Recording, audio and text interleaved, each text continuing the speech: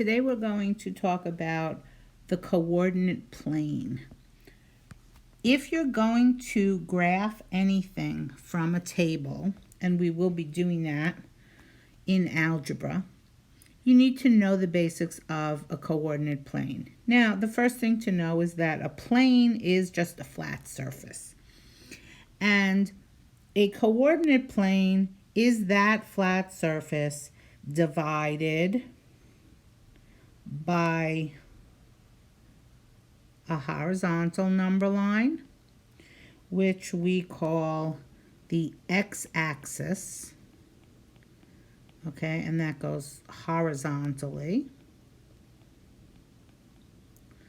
Okay, and then we have a vertical number line, which goes up and down. And that is called the y-axis. And that's vertical. Okay, so the horizontal and the vertical axis intersect or cross each other, and they are perpendicular, which means that they make right angles. And the point where they intersect is what we call the origin. And we call it the origin because it is where everything originates or starts. And whenever we graph or talk about anything on a coordinate plane, we always start at the origin. Okay, so we have the x-axis, which runs left to right, the y-axis, which goes up and down. Now, how do you remember which is which? Well, the x goes across, and it kind of looks like a cross. The y goes up and down, and the tail of the y goes down. If you have another way to remember it, that's great. Now, let's talk about how we use this very important coordinate plane. So you see that the vertical and horizontal axes, the y and the x, have divided our coordinate plane into 4 parts. And those 4 parts are called quadrants. And the prefix quad means 4, right? So we have 4 quadrants. Okay, and this is quadrant 1, and we use Roman numerals. Quadrant 2, quadrant, kind of messy. Quadrant 2. And then we have down here quadrant 3 and quadrant 4. So, as I said, everything starts at the origin. So, the whole idea of a coordinate plane is that we can locate points. And the way that we locate points is by using ordered pairs. Okay, so an ordered pair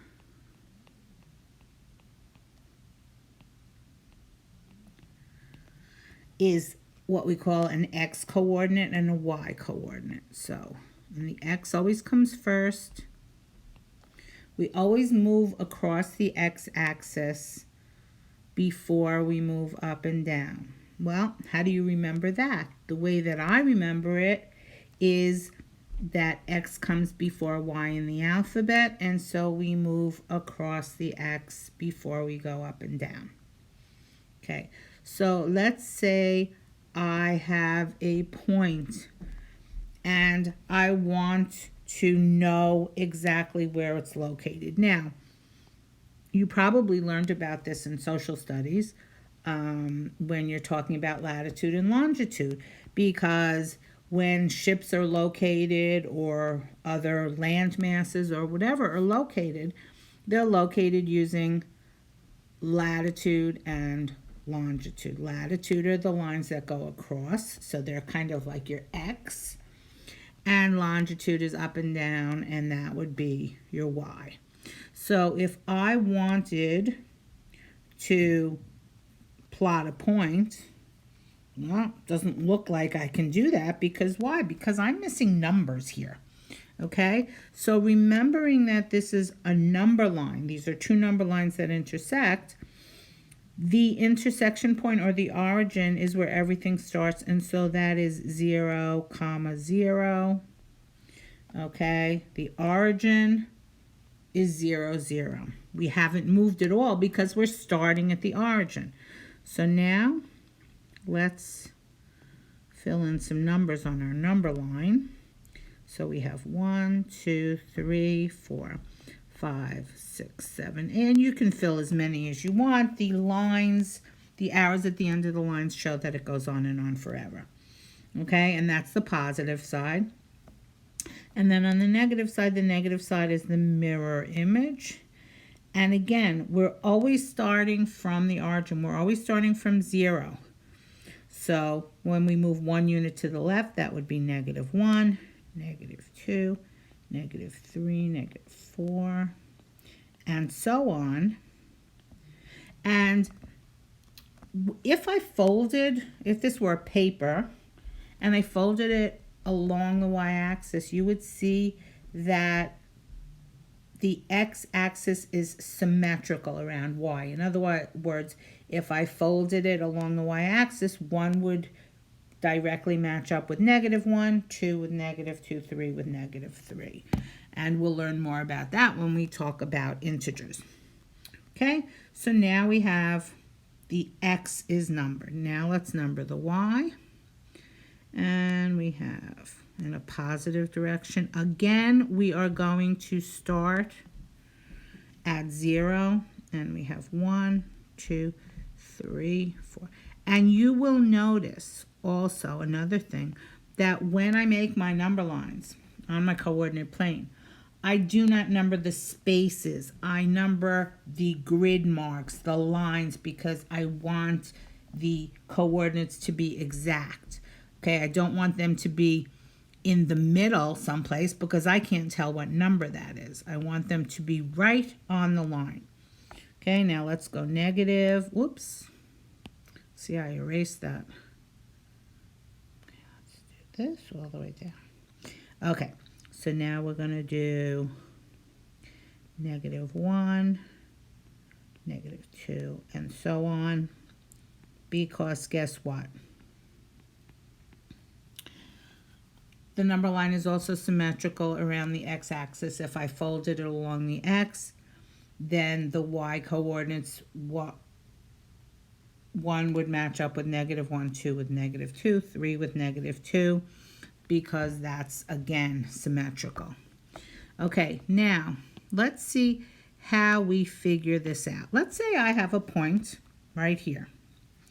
Now, I want to identify this point using an ordered pair. And we call it an ordered pair because the order is super important. The x coordinate comes first and then the y. Well, what does that mean? Okay, well, what it means is, okay, this is the way we write it. We write parentheses and then we put our 2 coordinates. So what does that mean? What it means is this. I want to find this point, so I want to go across the x first, always across the x, 1, 2, okay, and you see I had to go 2, and then I'm going up 1, 2, 3. So the coordinates of this point are 2, 3. 2 is the x. In other words, I start at the origin. We always start at the origin. And I move 2 units across from left to right. And then I move 3 units up, and that is the y coordinate. Okay, let's take another example. Let's say I wanted you to plot -3, 5. Whoops. Okay, so I want you to plot -3, 5. And again, what did we say? We always start at the origin. So I'm going to start at my origin right there. -3 is the x coordinate. So that means I move in a negative direction to the left, starting at the origin. I'm going to move 3 units to the left. So 1, 2, 3. That's my x.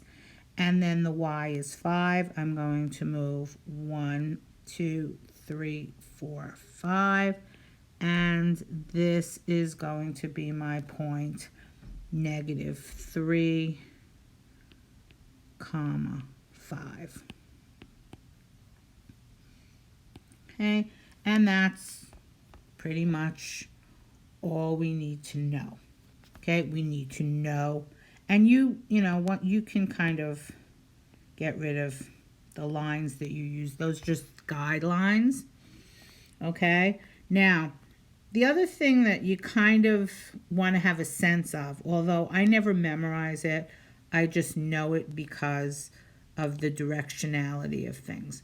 So what you want to know is that in the first quadrant, and that's probably the only quadrant that you learn about before you get to middle school, the signs of both the x and the y are positive.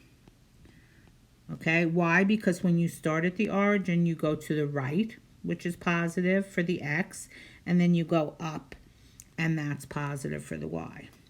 In the second quadrant, we're going to the left of 0, so that would be negative for the x, but we are going up, and so that would be positive. Kind of looks like a wink. Now, for the third quadrant, we're again starting at 0, 0, the origin. We're moving to the left, so that means the x is negative. And then we're moving down in this case, so that means the y is -2. And that guy looks like he's fast asleep.